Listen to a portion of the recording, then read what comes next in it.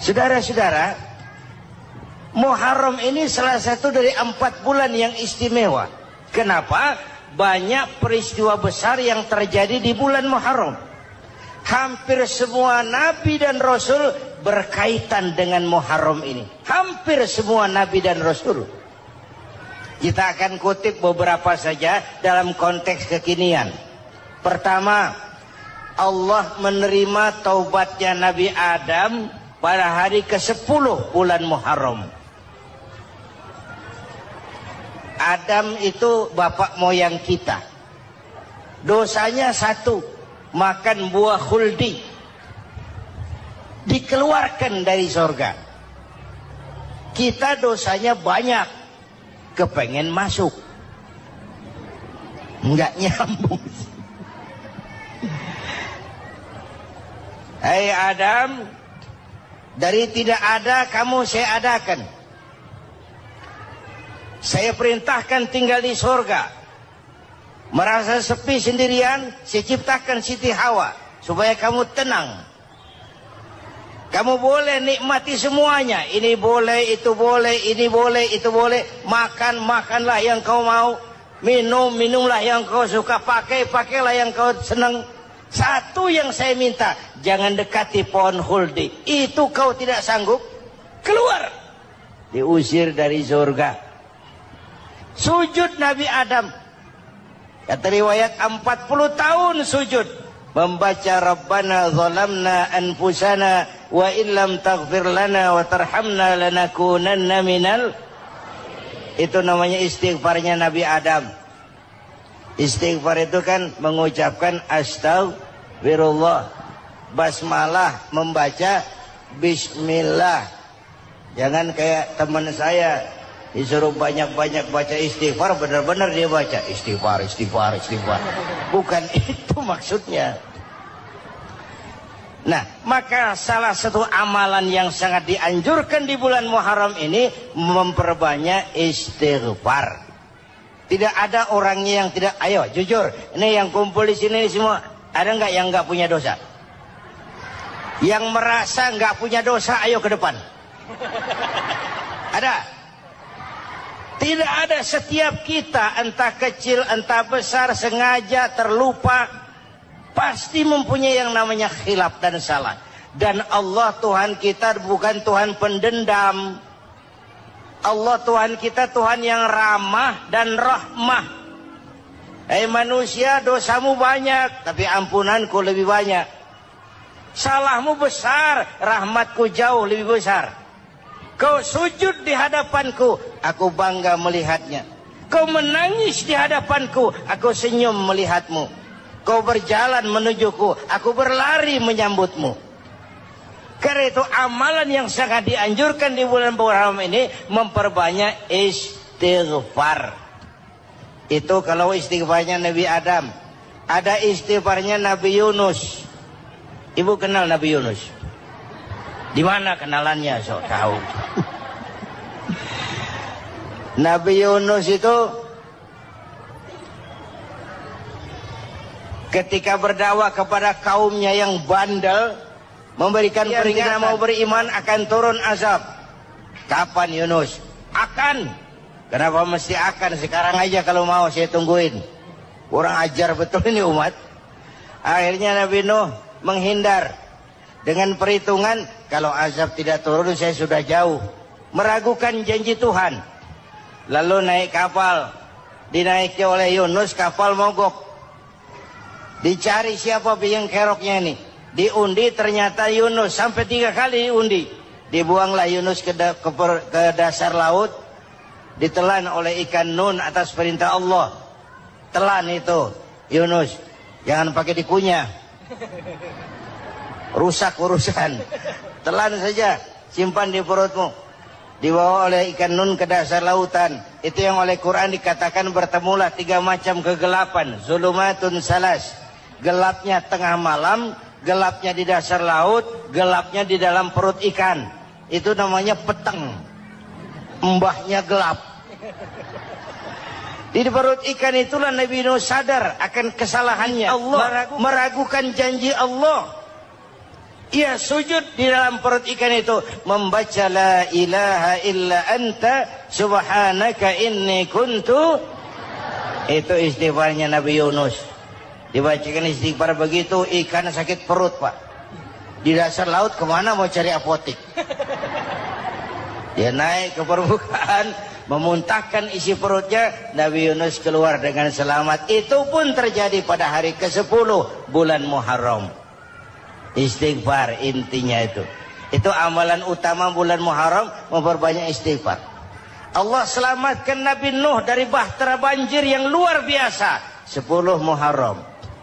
Allah selamatkan Nabi Ibrahim dari pembakaran Raja Namruz 10 Muharram. Setelah Nabi Ibrahim itu menghancurkan berhala-berhala, Abrahat pulang mau ibadah, lihat Tuhannya berantakan, marah besar. Siapa yang menghancurkan Tuhan-Tuhan kita ini? Ada yang lapor, kami lihat Ibrahim. Tangkap. Belum ada bukti. Tangkap dulu yang penting. Bukti belakangan. Tangkap. Wah, dikerahkanlah aparat. Tangkap Nabi Ibrahim. Disidang langsung oleh Abrahat. Oleh Namruz maksud saya. Ibrahim, kau yang menghancurkan berhala-berhala kami ini, Tuhan-Tuhan kami. Siapa bilang? Ada yang lapor. Saya dengar enggak semua berhala itu hancur. Ada yang paling besar, angkat tangan, saya lihat ada kampak di tangannya. Barangkali yang besar itu iseng tuh, yang kecil-kecil dikampakin. Tanya aja sama dia. Kamu gila? Kenapa? Masa kami disuruh nanya berhala? Gak bisa jawab. Kenapa disembah? Lebih gila mana sih? Tahu nggak bisa jawab kenapa disembah? Kurang ajar kamu Ibrahim. Bakar, dibakar. Ketika Ibrahim dilempar ke kobaran api yang menggunung, Allah perintah api, ya naru kuni bardan wa salaman ala Ibrahim. Hai api, dinginlah sampean. Api Madura waktu itu, Pak. Hai api, dinginlah sampean, selamatkan Ibrahim. Api tunduk kepada perintah Allah. Ibrahim masuk ke kobaran api, selembar rambut pun tidak terbakar. Kenapa? Apinya tunduk kepada perintah Allah. Kenapa? Karena Ibrahim orang yang takut kepada Allah. Api tunduk kepada perintah Allah. Kalau kita baca ayat itu, masuk ke api, mateng. Sudah hadirin yang saya muliakan, oleh karena itu selamatnya Ibrahim dari pembakaran Raja Namrud itu pun pada 10 Muharram, Yaumul Asyura, hari ke-10 dari bulan Muharram. Imedia. Bapak Ibu hadirin hadirat yang saya cintai, sebagian kecil tentang Nabi Adam, Nabi Ibrahim dan Nabi Yunus, tapi saya belum menceritakan tentang Nabi Nuh tadi. Mengulang kaji. Nabi Nuh salah seorang rasul yang masuk ulul azmi 5 besar. Karena memang perjuangannya menggambarkan satu usaha yang ulet dan luar biasa. Beliau diberi umur 950 tahun. Lalu berdakwah selama 900 tahun. Sore, pagi, siang, malam. Dapat pengikut tidak lebih 80 orang. Rata-rata 10 tahun satu. Kalau saya minta berhenti aja jadi nabi, Pak. Ustadz mana masih mau buka pesantren? 10 tahun buka pesantren, yang nyantri cuma 1. Pedagang mana yang masih mau dagang? 10 tahun dagang, yang beli 1. Pimpinan partai mana yang masih mau kampanye? 10 tahun buka partai, yang nyoblos 1. Bangkrut. Umatnya bandel, kurang ajar, durjana, bajingan, tengik. Umatnya Nabi Nuh ini, kalau diceramahi, telinganya ditutup dengan tangannya. Nabi Nuh akhirnya rekes. Tuhan, siang malam saya berdakwah kepada umat ini. Tiap kali saya sampaikan dakwahmu, mereka tutup telinganya dengan tangannya. Alergi dengar ceramah. Apa itu ceramah? non-profit. Saudara-saudara, jadi mau kamu gimana Nuh? Sudah Tuhan, habiskan saja orang kafir. Nanti kalau punya anak, anaknya pun kafir moyangnya sikat habis. Biasanya kalau bapak kalong, anak kampret. Bapak nyolong, anak nyopet. Fotokopi gimana aslinya? Hampir habiskan saja. Itu mau kamu Nuh? Iya. Oke. Nanti aku turunkan banjir Nuh. Buat kapal. Dengan apa saya harus buat kapal Nuh? Ya dengan kayu, kata Tuhan. Kayunya dari mana Tuhan? Ya dari pohon Nuh. Pohonnya belum ada Tuhan. Ya tanam dulu Nuh. Bikin kapal kayunya nanam pohon. Apa artinya? Perjuangan perlu kesabaran. Sukses itu ada prosesnya. Nggak bisa simsalabim abracadabra lalu kita mau sukses. Semua ada prosesnya. Walaupun kenyataannya begitu. Sukses banyak bapaknya, gagal itu yatim. Kalau kita sukses banyak yang ngakuin. Yang baru ketemu pakai manggil encing. Ketemu baru. Tapi sukses banyak bapaknya. Gagal yatim. Gak ada yang mau ngakuin kalau kita gagal itu. Udah bikin kapal dengan kayu di tengah kampung, bikin kapal ini. Bayangkan di tengah kampung bikin kapal. Orang kafir makin menjadi-jadi. Lihat Nuh. Kenapa? Makin sarap. Bikin kapal di tengah kampung mau belayar kemana? Tuh lihat, kalau orang nggak tahu tujuan, mountain setengah jalan. Proses yang dinilai bukan finalnya. Ya kayak gitu kesimpulannya. Saya enaknya sendiri. Bikin kapal. Kapal mendekati selesai. Ini orang kafir rame-rame datang ke kapal Nuh. Mau apa? Buang najis.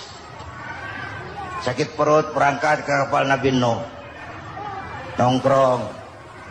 Dapat 2-3 tumpuk pulang. Penuh lantai kapal dengan najis manusia. Inilah perjuangan. Bukan jalan raya lurus bertabur bunga di kanan kirinya. Banyak onak rendu, caci maki, antipat, segala macam. Nuh. Ada orang tua dasar kafir, kurang ajar, sudah stroke berangkat juga ke kapal Nuh. Mau buang najis, pincang-pincang digotong orang. Selesai buang najis dia bangun, mau pulang, pegangan tiang kapal terpeleset, jatuh di atas tumpukan najis. Terjadi keajaiban, yang stroke-nya sembuh, lumpuhnya hilang, berangkat digotong-gotong pulang, jalan gagah sekali. Tapi orang kampungnya heran, ente sudah sembuh? Sudah. Berobat di mana? Kok begitu paten? Di kapal Nuh. Masih banyak.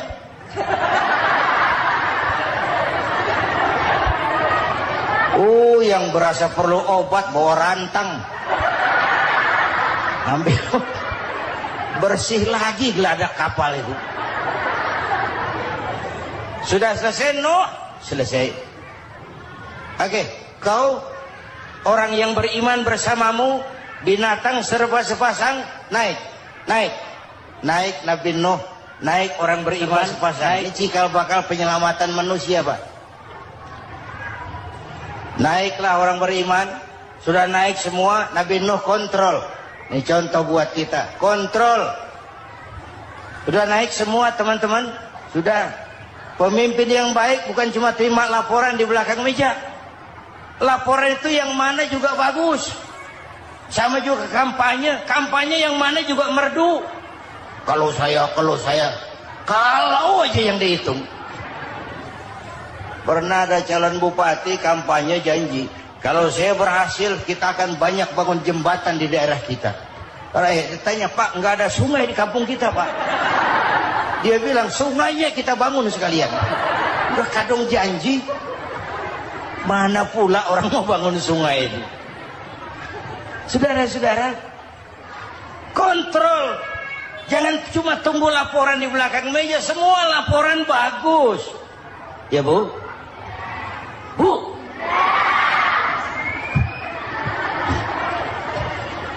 Nabi Nuh kontrol. Sudah naik semua? Sudah Nuh. Pulan bin Pulan naik. Naik Nuh. Paimin bin Tukijo. Naik, naik. Kami lihat naik. Ada orang Jawa juga Kiai. Ada.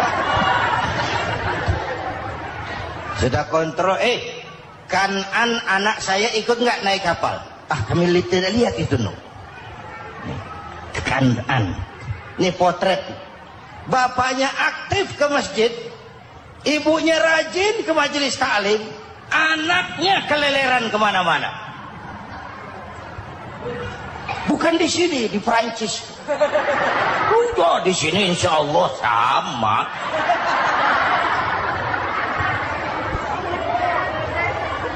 Nuh karena sayang anak, Nuh karena cinta anak, Nuh karena tanggung jawab anak, cari naik ke atas kapal.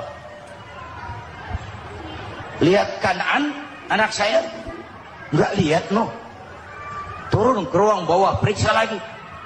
Mang, ayah Kanaan di dia. Jamaah Tasik nih rupanya di tanah. Ke ayah Mang. Ayah ke mana ya budak ini? Turun ke bawah Kanaan tuh. Orang nanu orang ketok. Rombongan Jawa Tengah naik ke atas buritan.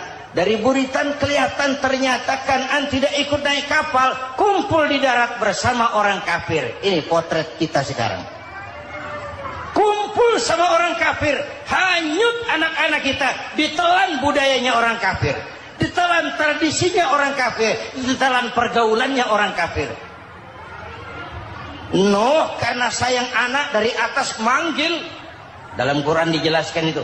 Karena Nabi Nuh di atas, Kanaan di bawah, teriak, ya bunayyarkam ma'ana. Begitu dalam Quran ayatnya.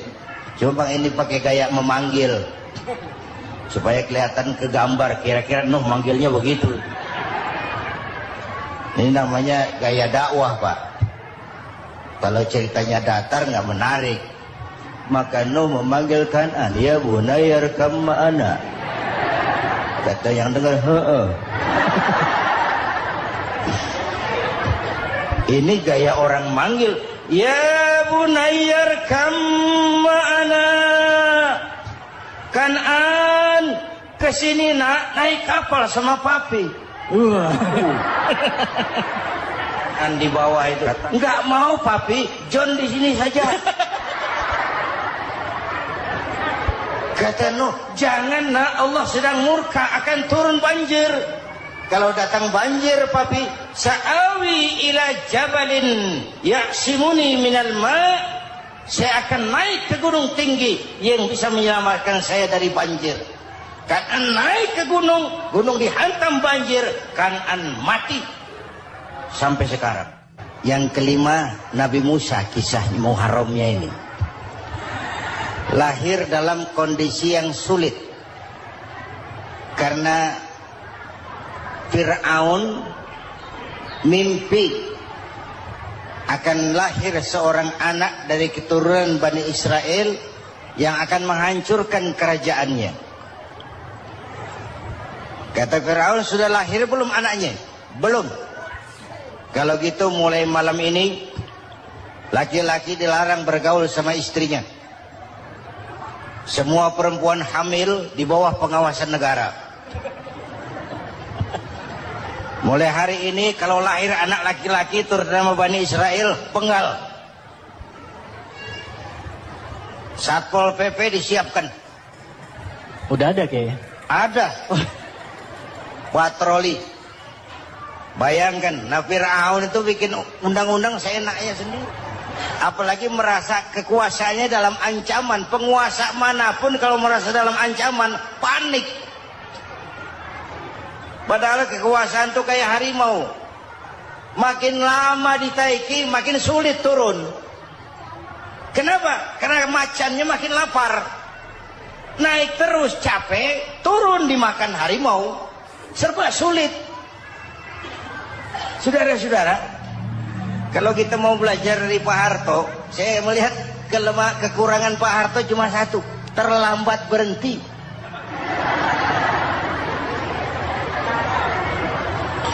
Terlambat berhenti. Di sekelilinginya banyak tukang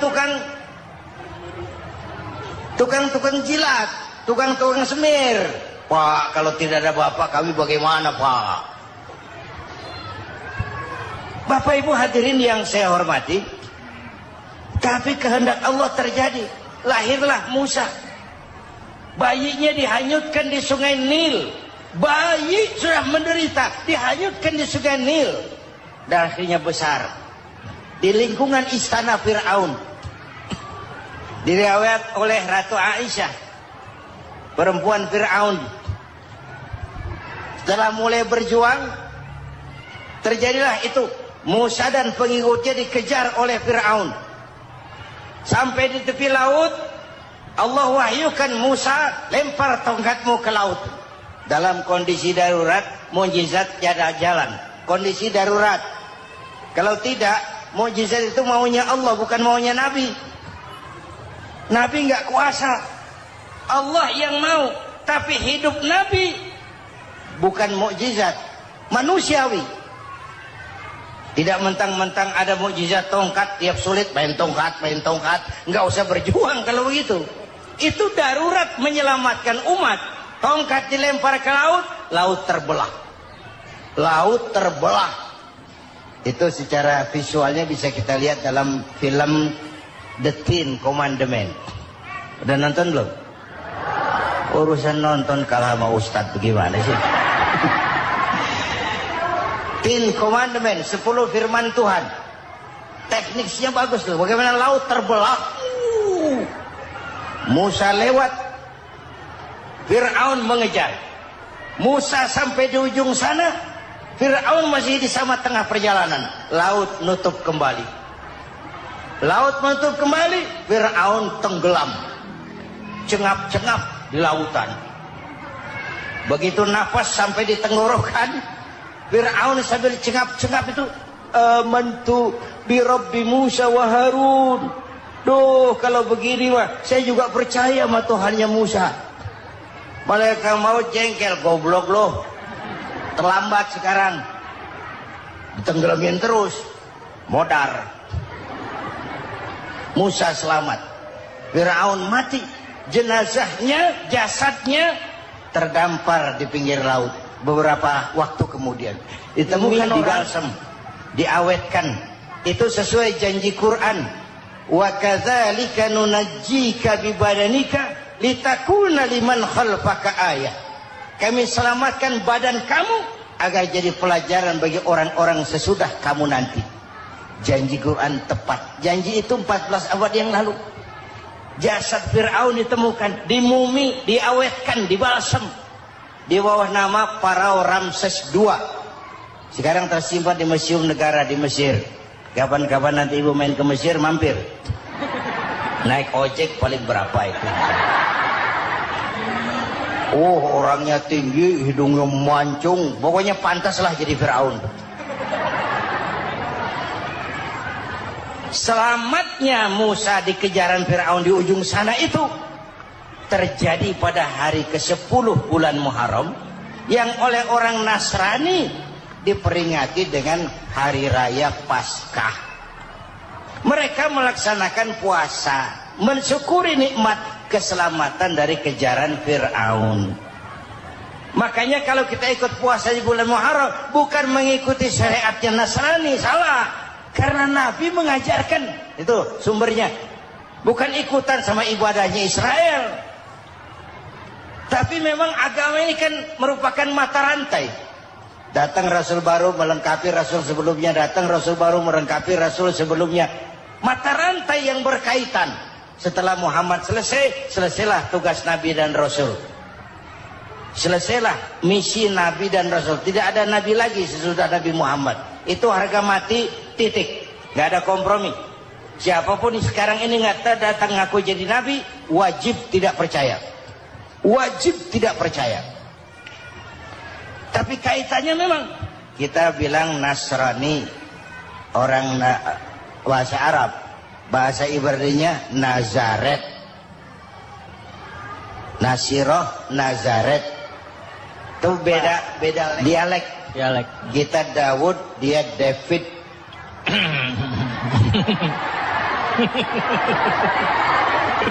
Ibrani. Kita Ali, dia Alek. Kita Sulaiman, dia Solomon. Kita Camat, dia Comot. ini yang ngomong ini comot sembarang. Ini dia. Bapak dan Ibu jamaah yang saya cintai, pertanyaan pertama, hijrah qalbiyah.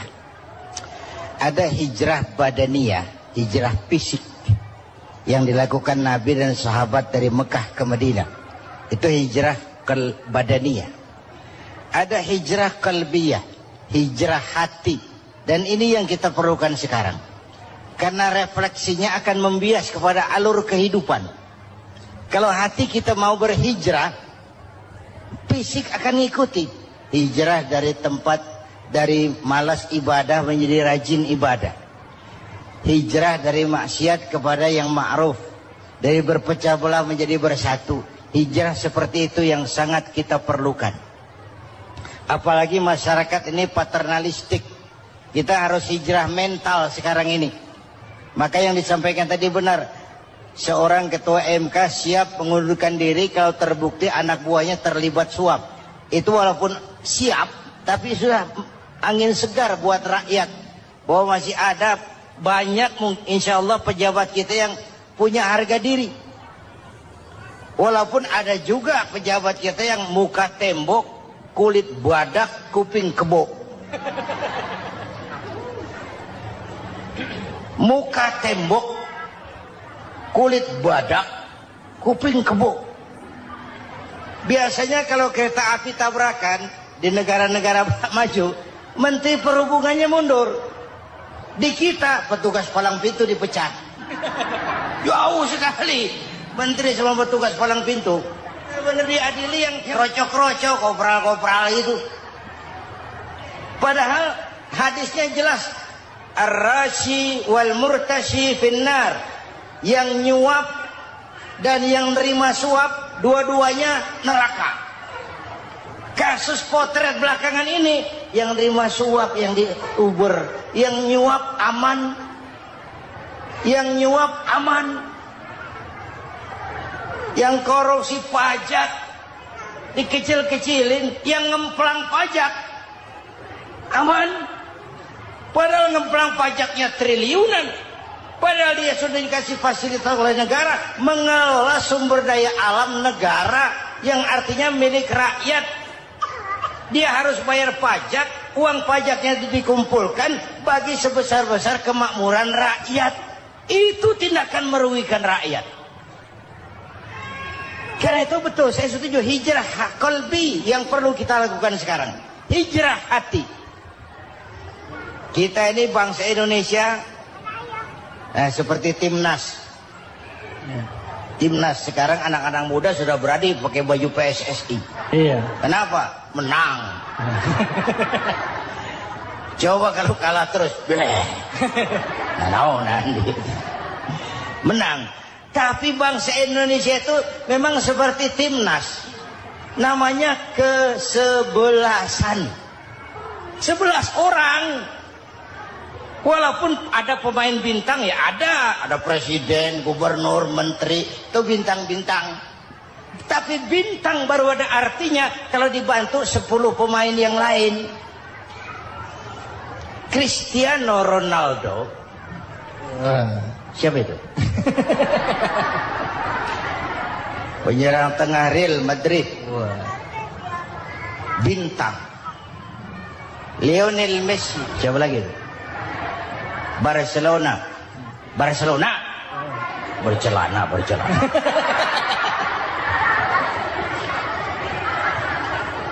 Michael Rooney, bintang Manchester United. Ronaldo baru bintang, Messi baru bintang, kalau ada 10 pemain yang lain. Bagaimanapun hebatnya Cristiano Ronaldo, kalau sendirian lawan satu kesebelasan babak belur. Itulah kita, bangsa Indonesia. Kita satu kesebelasan, harus saling memperkuat. Ada bangsa kita ini yang jadi jaksa, ada yang jadi hakim, ada yang jadi polisi. Itu posisi penyerang tengah, kiri luar, kanan dalam, back, striker, kiper, posisi. Tapi sadar, kita satu kesebelasan, Bung. Jangan bikin gol ke gawang sendiri. Kalau punya bola bagus, operan dong sama temannya. Yang bisa menciptakan gol, operan. Ada yang jadi pengusaha besar, bagus boleh. Punya untung besar, operan. Kasih masjid, kasih pesantren, operan. Ini kesebelasan kita kalau punya bola, pelitnya setengah mati, Pak. Nggak mau ngoper. Bawa sendiri, mending bikin gol. Enggak. Kita ini satu kesebelasan. Satu sama lain harus saling memperkuat. Bahwa ada penyerang tengah, itu si posisi. Tapi kalau memang peluang memungkinkan, ayo dong operan. Saya iri sama kesebelasan Nasrani di Indonesia. Mereka kalau punya bola, operannya cakep. Gereja cepat selesai, rumah sakit Kristen cepat selesai. Kenapa? Operannya bagus. Kita ini kalau punya bola bawa sendiri, nggak mau ngoper. Maka masjid nggak selesai-selesai. Madrasah banyak yang bocor. Rumah sakit Islam kalah bersaing. Kenapa? Operannya berat. Yuk menyadari kita ini timnas, satu kesebelasan. Jangan menjegal kawan seiring. Kawan sendiri dijegal. Sudah musuh terlalu kuat, gawang sendiri dijebol. Akhirnya terbalik kita ini. Ujian terberat telah diberikan Allah kepada para anbiya. Kemudian para aulia, kemudian para ulama. Summal amsal fal amsal, ke bawah dan ke bawah, diuji setiap orang menurut kekuatannya berpegang kepada agama. Kalau karena anak Melayu bilang, kalau takut dengan ombak, jangan berumah di tepi pantai. Kalau takut diterjang ombak, jangan berumah di tepi pantai. Kata ibu tadi, mau jadi pohon tinggi harus berani ketiup angin. Makin tinggi pohonnya, makin keras anginnya. Takut angin, jangan jadi pohon tinggi, jadilah rumput. Nggak ditiup angin, tapi diinjak kebo. Apa yang nggak ada resikonya? Apa yang nggak ada resikonya? Semua nabi ada yang dihantam kekuasaan yang arogansi. Ibrahim berhadapan dengan Namrud. Musa berhadapan dengan Fir'aun. Ada yang diuji dengan berhadapan umat yang sangat kurang ajar. Ada yang diuji dengan gosip yang dahsyat. Digosipi sama Zulaikha itu. Nabi Yusuf. Nabi Yusuf.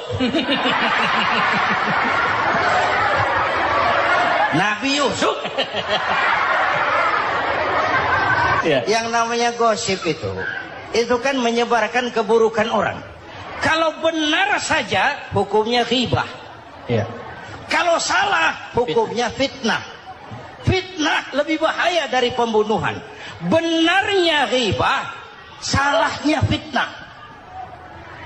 Saudara hadirin yang saya hormati, jadi resiko itu biasa. Tidak ada yang tanpa resiko. Kalau takut ombak, jangan berumah di tepi pantai. Tinggal bagaimana kita menyikapinya. Kalau kita dewasa, ini bagian ibadah saya kurang. Mungkin karena dia omongin orang, tambah pahala saya. Mungkin karena dia omongin orang, tambah pahala saya. Maka saya ngadapi gosip, sepatah pun saya nggak ngomong. Saya cicing. Saya percaya masyarakat tuh punya filter. Amin. Saya percaya Tuhan tuh. Pada pertemuan terdahulu sudah kita bicarakan bahwa orang yang menjalankan ibadah Ramadan dengan baik dalam arti siang dia laksanakan ibadah puasa, sementara dia hidupkan malam-malam Ramadan dengan sholat tarawih, i'tikaf, tadarus Al-Quran dan sebagainya. Orang yang semacam itu keluar dari Ramadan dijanjikan oleh Allah, ghufira lahu ma taqaddama min zambihi, diampunkan segala dosa yang pernah dia kerjakan. Sehingga ia keluar dari bulan Ramadan seperti bayi baru dilahirkan oleh ibunya, bersih, tidak punya dosa kepada Allah lantaran sudah dibersihkan oleh ibadah Ramadan. Jadi dalam Islam dosa itu ditebus dengan taubat, dengan amalan kita sendiri, bukan dengan uang, tidak juga dengan beras. Saya percaya kalau dosa bisa ditebus dengan beras misalnya, barangkali Menteri Pertanian akan lebih dulu masuk surga. Kalau dosa bisa ditebus dengan uang, mungkin Gubernur Bank Sentral atau para Menteri Keuangan akan menjadi penghuni surga nomor wahid. Dalam Islam dosa ditebus dengan taubat kepada Allah. Orang yang melaksanakan ibadah dengan baik di bulan Ramadan, keluar Ramadan masuk 1 Syawal seperti bayi baru dilahirkan oleh ibunya. Pantas dia mengucapkan minal aidin, semoga kami termasuk orang yang kembali kepada fitrah, suci, bersih. Dia rayakan hari itu, hari di mana dia kembali kepada kesucian. Itulah hakikat daripada Idul Fitri. Dengan kata lain, Idul Fitri ini tidak bisa dilepaskan kaitannya dengan ibadah Ramadan. Hanya oleh karena kita melaksanakan ibadah Ramadan, maka kita rayakan Idul Fitri. Dengan bahasa yang lebih langsung, sebenarnya yang berhak merayakan Idul Fitri mereka yang mengisi Ramadan dengan kegiatan ibadah. Saudara-saudara kaum muslimin yang berbahagia, lalu bagaimana prosesnya? Yang pertama, manakala datang senja akhir Ramadan, wajiblah kita mengeluarkan zakat fitrah. Sebab Rasulullah sallallahu alaihi wasallam bersabda, "Saumul 'abdi mu'allakun ma baina as-sama'i wal ardi hatta yuaddiya shadaqatal fitri."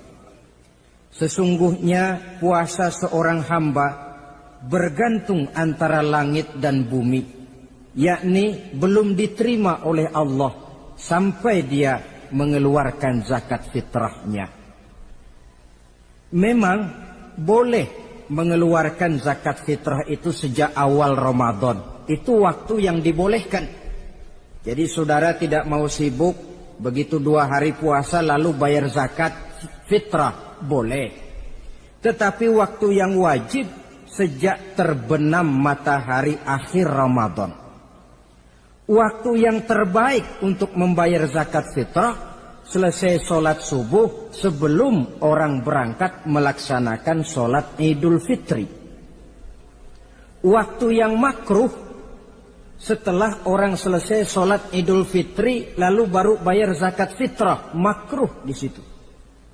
Sedangkan waktu yang haram apabila matahari terbenam pada hari raya tanggal 1 Syawal baru mau bayar zakat fitrah, sudah haram hukumnya. Jadi diawali dengan membayar zakat fitrah, dan ini merupakan realisasi daripada latihan puasa, cinta kepada fakir miskin. Orang bilang kan bulan Ramadan itu katanya bulan latihan. Kata orang Jawa, month of training. Bulan latihan. Apa sih perlunya latihan? Kalau PSSI masuk latihan, tentu keluar latihan mainannya makin bagus. Elias Pikal masuk latihan, keluar latihan gaya tinjunya makin hebat. Itu perlunya latihan. Kalau latihan tiap hari tapi main kalah terus, orang kan bilang buat apa latihan kalau main kalah terus. Kita muslimin selama Ramadan sebulan penuh masuk latihan. latihan sabar, latihan jujur, latihan disiplin, latihan sederhana, latihan mengendalikan nafsu. Berhasil atau tidaknya latihan itu kelihatan dalam gaya hidup kita sesudah keluar Ramadan. Kalau tidak, Ramadan sabar, habis Ramadan habis sabarnya. Ramadan rajin ke masjid, selesai Ramadan selesai ke masjidnya. Ramadan rajin baca Quran, selesai Ramadan selesai rajinnya.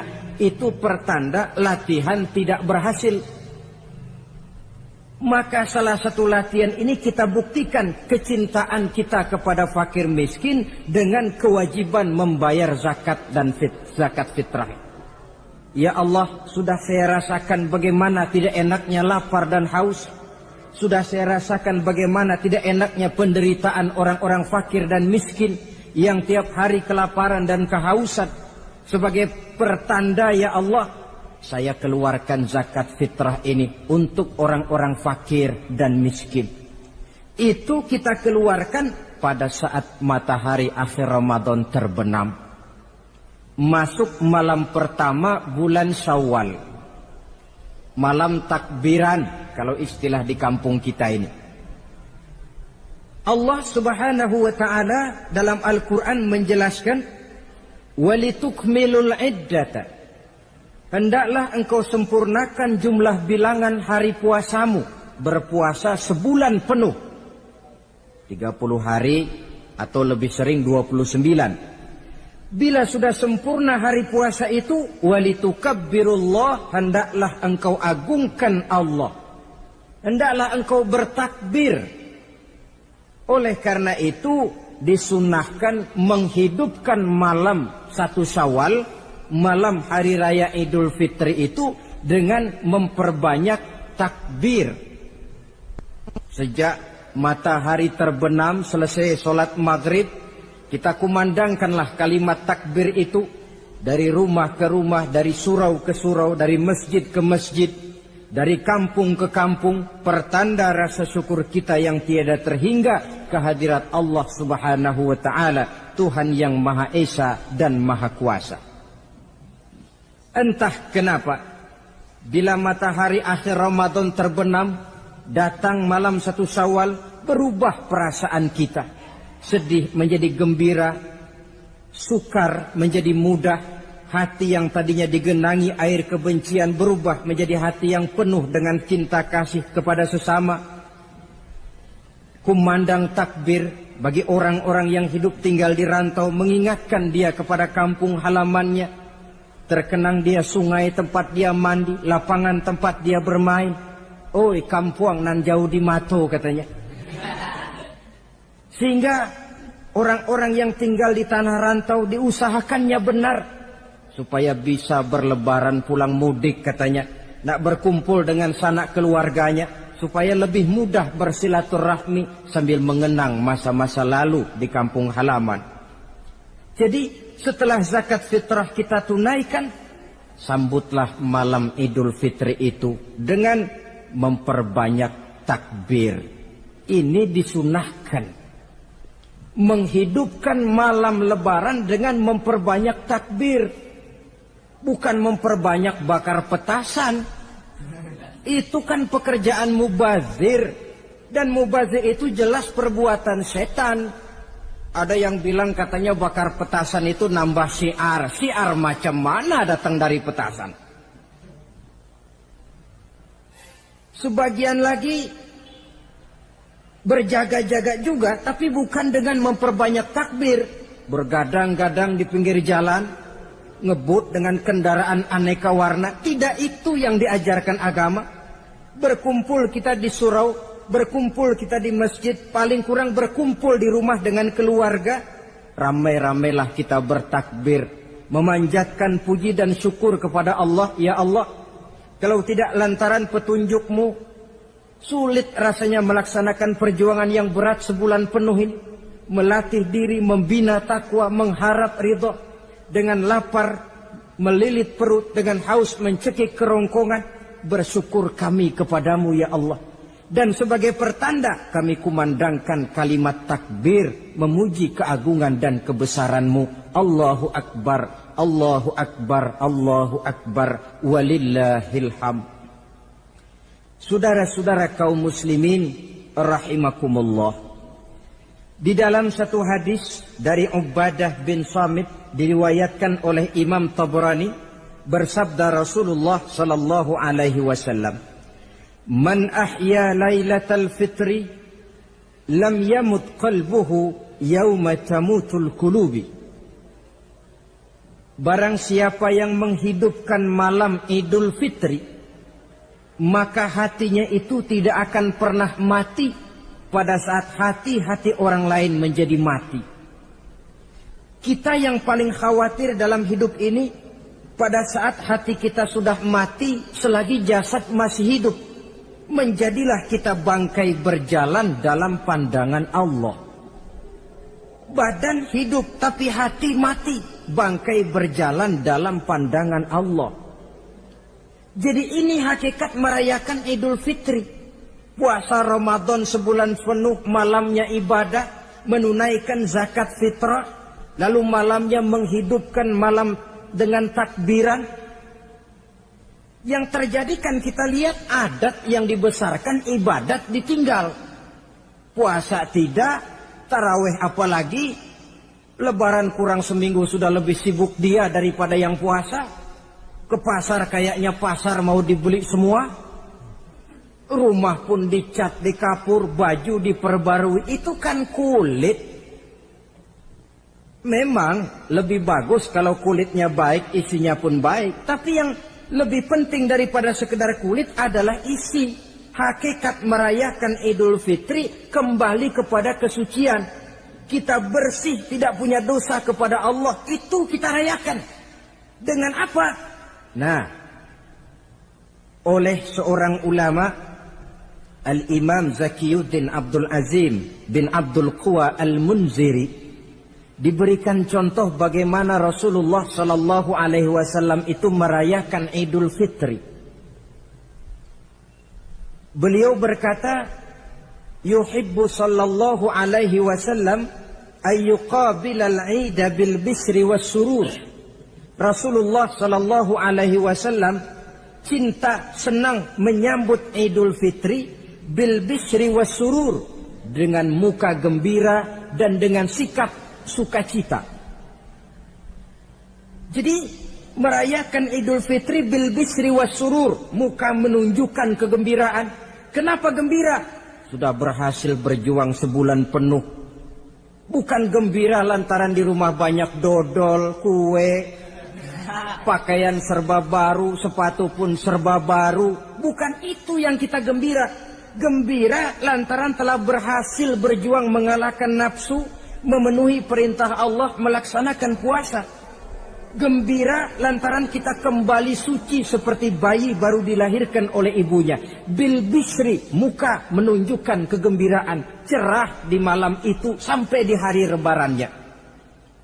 Jadi walaupun barangkali oleh karena kesulitan ekonomi tidak terbeli itu baju yang baru, tidak terbeli itu sepatu yang baru, tidak terbeli itu makanan dan kue seperti tetangga, jangan sampai mengurangi kegembiraan kita. Tidak boleh menyambut lebaran itu dengan manyun. Tahu manyun? Mukanya sudah macam asam sama kukusan. Tidak ada menunjukkan sikap kegembiraan. Nabi menghadapi hari itu bil bisri was surur, dengan muka cerah dan dengan sikap gembira.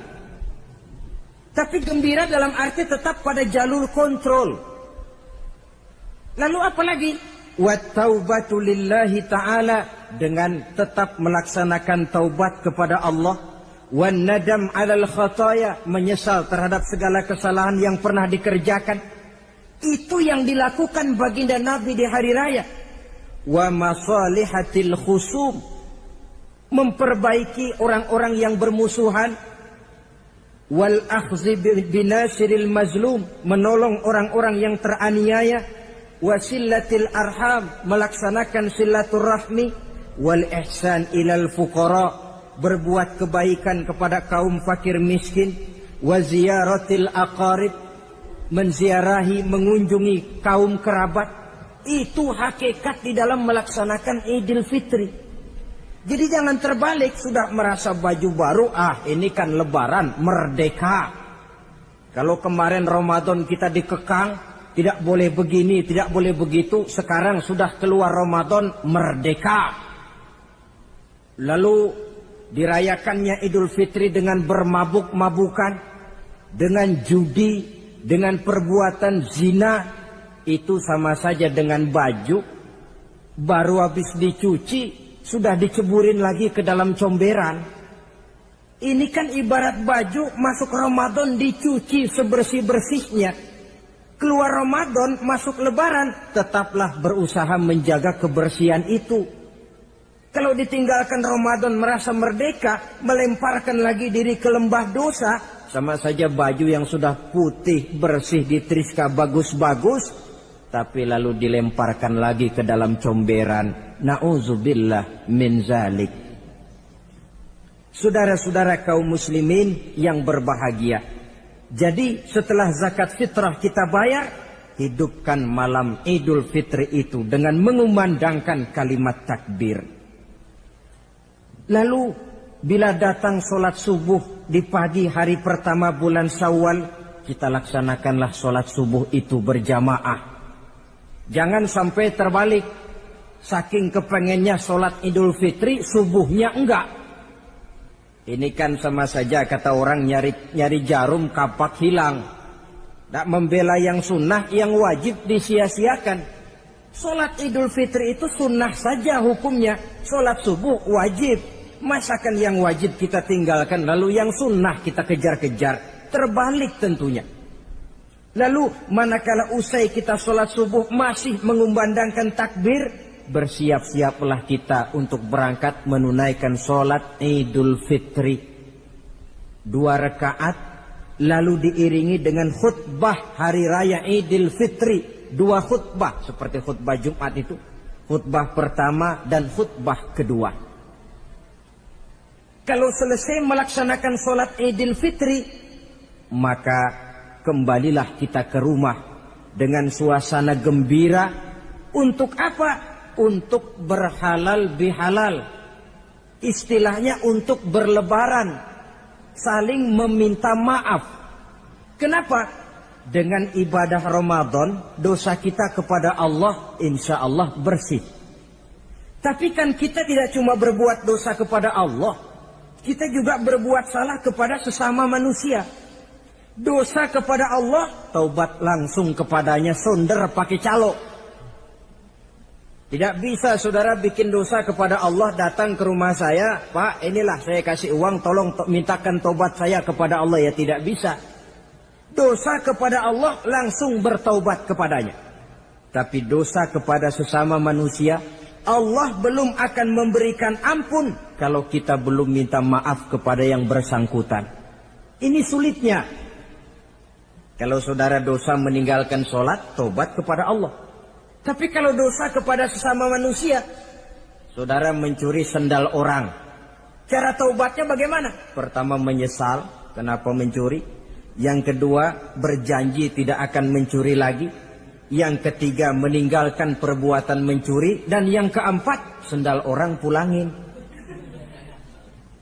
Tidak bisa saudara mencuri sendal, Tuhan taubat, nggak lagi-lagi nyolong sendal, tapi sendal orang dibekap terus, nggak dipulang-pulangin, ya tidak termasuk taubat itu. Itulah sebabnya selesai sholat Idul Fitri, kita pun meminta maaf. Nah, siapa yang harus lebih utama kita mintakan maaf?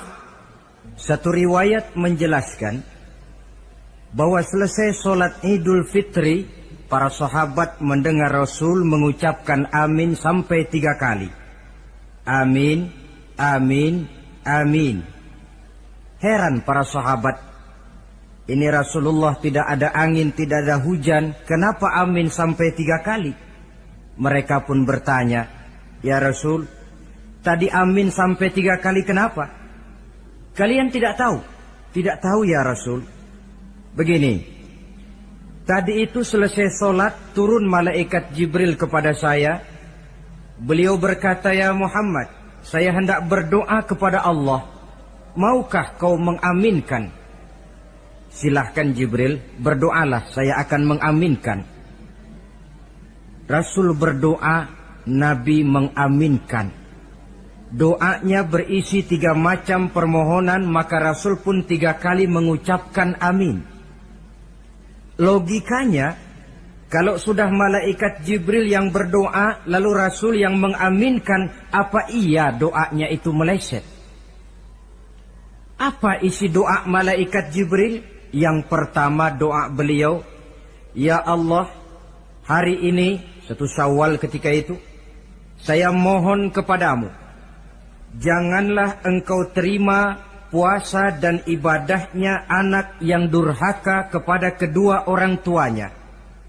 Rasul di belakang, amin. Anak yang durhaka kepada ibu bapaknya.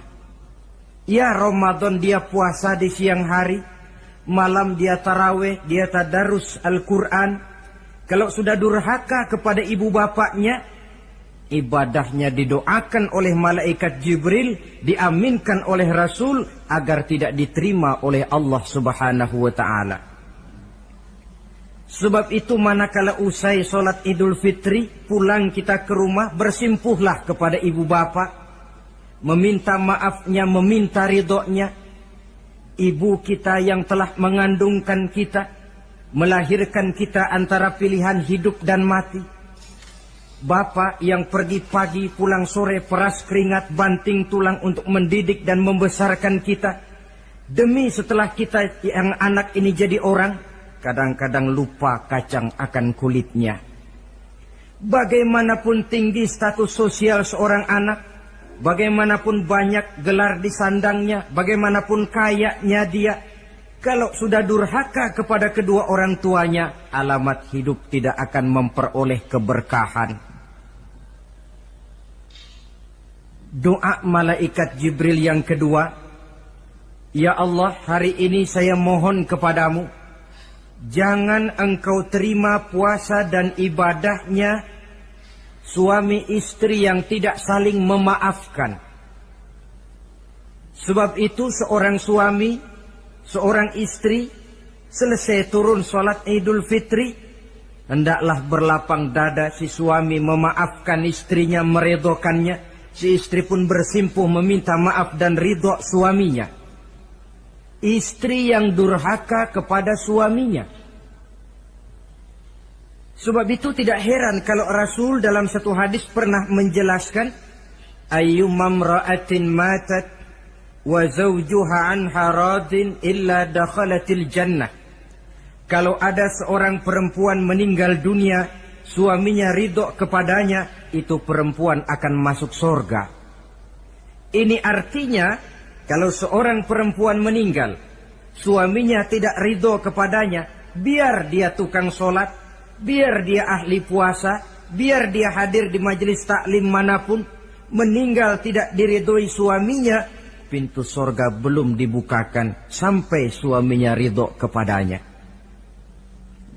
Riwayat lain menjelaskan bahwa sepulang Isra dan Mi'raj, Rasul bercerita kepada para sahabat, saya dalam perjalanan Mi'raj itu diperlihatkan neraka. Neraka ya Rasul? Iya. Lalu bagaimana?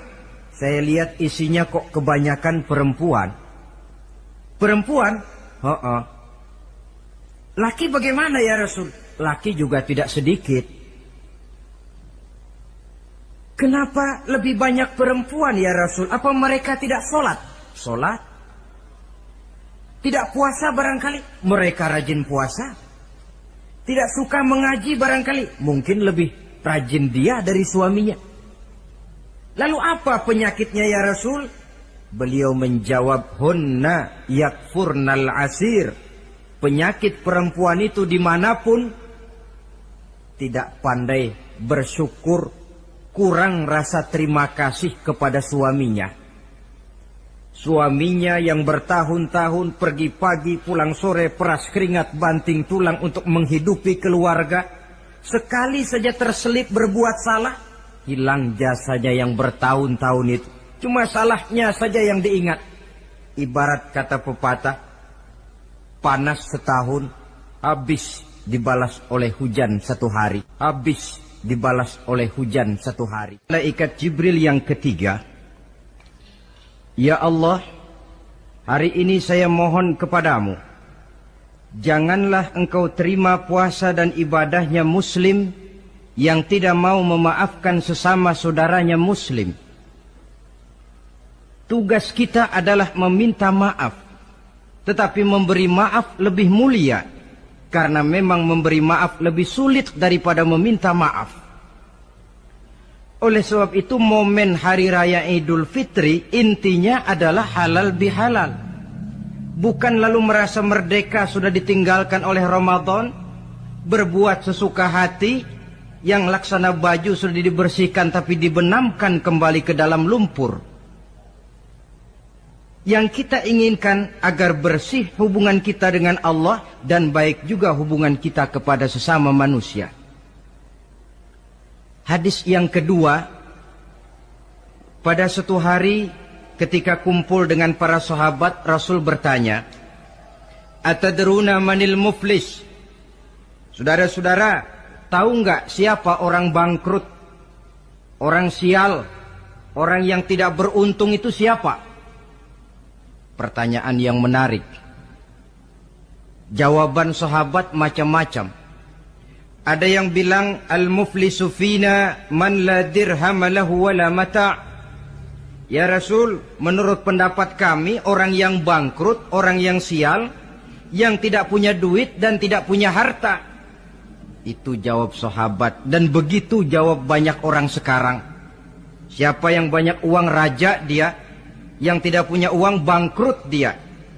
Sampai-sampai pepatah orang Arab bilang, innad darahima fil amakini kulliha taksur rijala mahabatan wa jalala. Uang itu di mana-mana katanya bikin hebat orang yang memilikinya. Coba lihat orang yang tidak punya uang dengan yang punya uang, jangan gaya hidupnya, gaya jalannya saja lain. Coba orang kerja itu hari Kamis sama hari Sabtu lain jalannya. Hari Kamis loyo, lesu, manyun. Tapi kalau sudah hari Sabtu gagah bukan main. Kenapa? Ada uang di kantongnya. Wahia lisanun liman arada fasahatan. Uang adalah lidah yang paling fasih untuk bicara. Bicara lidah macet, coba uang yang bicara. Talk share. Wahia silahun liman arada qitalan. Uang juga senjata paling ampuh bagi orang yang mau maju ke medan perang. Tapi apa benar begitu? Rasul menjawab, innal muflisa min ummati. Orang yang bangkrut dari golongan umatku.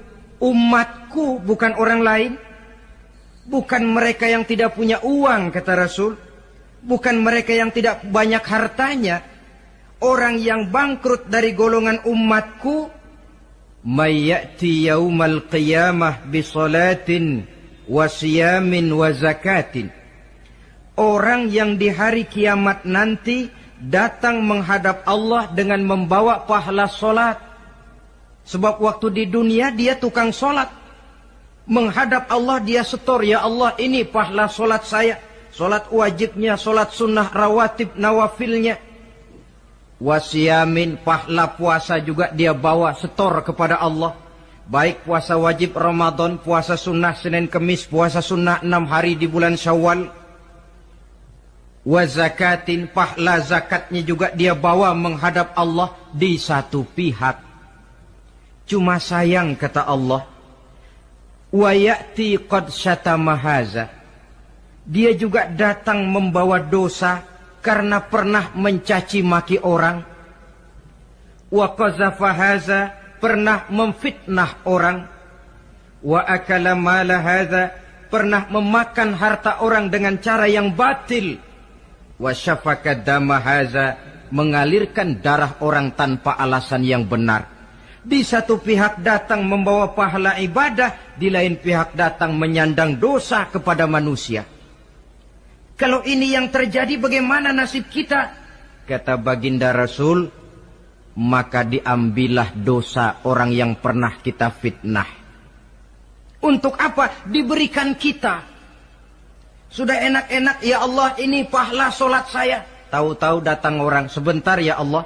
Orang ini waktu di dunia memang ahli solat. Tapi saya tanpa salah pernah difitnah. Sakit hati saya, hancur nama baik saya lantaran ulahnya. Saya menuntut keadilan. Benar orang ini pernah kau fitnah? Benar ya Allah. Kalau begitu pahala solatmu sini, kasihin orang yang kau fitnah. Habis pahala solat, datang lagi orang menagih, ya Allah, dia memang waktu di dunia ahli bayar zakat, tapi juga dia sering makan harta orang dengan cara yang batil. Benar? Benar ya Allah. Sini, pahala zakatmu berikan kepada orang yang hartanya kau makan dengan cara yang batil. Fa in faniyat hasanatuhu qabla ayyuqda ma alaihi.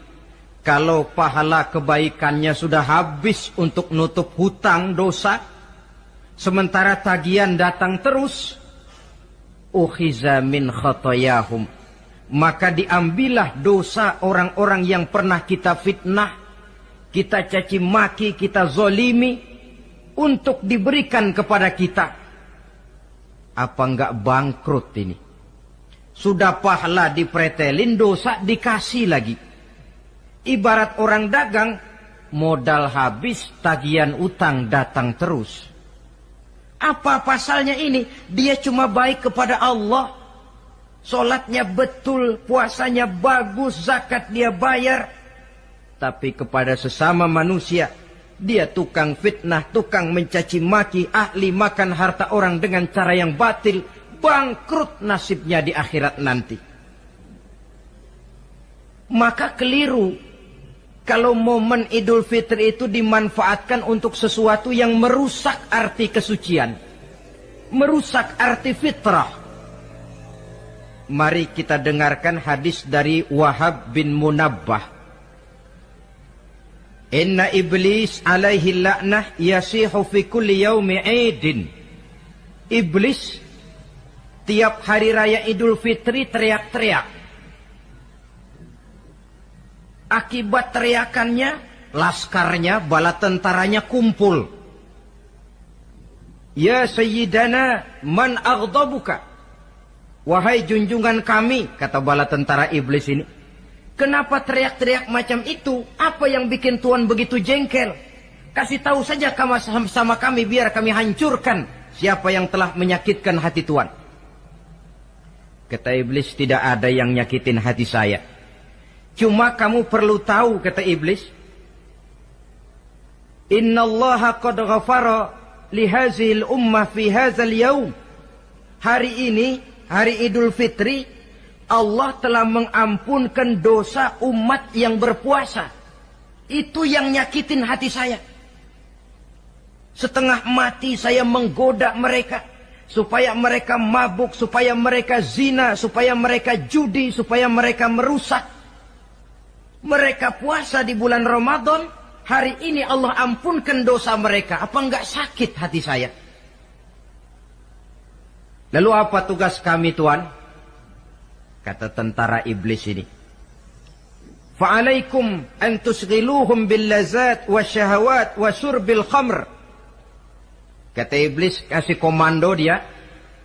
Begini saja, kau rusak mereka. Umat Islam yang dosanya hari ini diampuni, kau rusak mereka bil lazat, dengan segala macam kelezatan, wasyahawat, dengan memperturutkan hawa nafsu, wasyurbil khamr, dengan meminum minuman yang memabukkan di hari raya Idul Fitri ini. Jadi kalau mereka datang bermaaf-maafan, Allah sudah mengampuni dosa mereka, tolong kau rusak suasana itu. Tanamkan kepada mereka supaya menikmati hari ini dengan segala macam kelezatan, memperturutkan hawa nafsunya, meminum minuman keras, hanyut di meja judi, sehingga melupakan arti hakikat Idul Fitri yang sebenarnya. Di akhir riwayat ini Nabi pesan, oleh karena itu kata Nabi, ijtahidu yaumal fitri fis sadaqah wa a'malil khair wal birri minas salah waz zakah wat tasbih wat tahlil.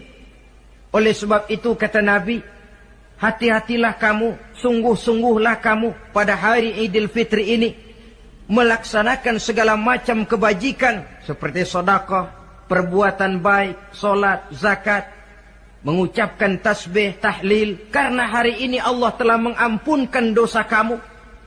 Jadi jangan dinodai hari yang bersih itu dengan perbuatan-perbuatan yang tercela. Inilah kelirunya kalau adat lebih dibesarkan daripada ibadat. Kalau menyambut Idul Fitri itu yang lebih diutamakan baju barunya, pakaian serba barunya, rumah serba bersihnya, lalu fasilitas serba adanya, lupa kepada intinya, manusia akan mudah terjerumus menodai hari yang suci dengan perbuatan yang kotor. Saudara-saudara, ma'asyiral muslimin rahimakumullah. Karena itu Rasulullah sallallahu alaihi wasallam pernah menjelaskan apa hakikat hari raya sebenarnya. Beliau berkata, lil mu'mini khamsatu a'yad. Orang beriman mempunyai 5 hari raya. Yang kita tahu kan gampangnya Idul Fitri, Idul Adha, kan itu. Rasul berkata, orang beriman sebenarnya mempunyai 5 hari raya. Hari raya yang dia rayakan dengan kegembiraan. Kapan saja itu? Pertama, kullu yaumin yamurru 'alal mu'min wa la yuktabu 'alaihi zanbun. Setiap hari yang dilalui oleh seorang mukmin tanpa Allah menulis dosanya, itulah hari raya baginya. Jadi kalau berlalu 1 hari dan hari itu kita tidak melakukan dosa satupun, itu hari raya. Dengan kata lain, bergembiralah seorang mukmin kalau dia bisa melewati 1 hari tanpa di hari itu dia melakukan dosa. Itu hari raya. Aduh, saya girang benar hari ini. Kenapa? Hari ini tidak ada dosa yang saya kerjakan rasanya. Hari raya pertama adalah hari di mana kita lewati tanpa melakukan dosa. Kira-kira bisa nggak 1 hari lewat tanpa dosa? Ya, bukan cuma sekedar mau, tapi berusaha untuk bisa.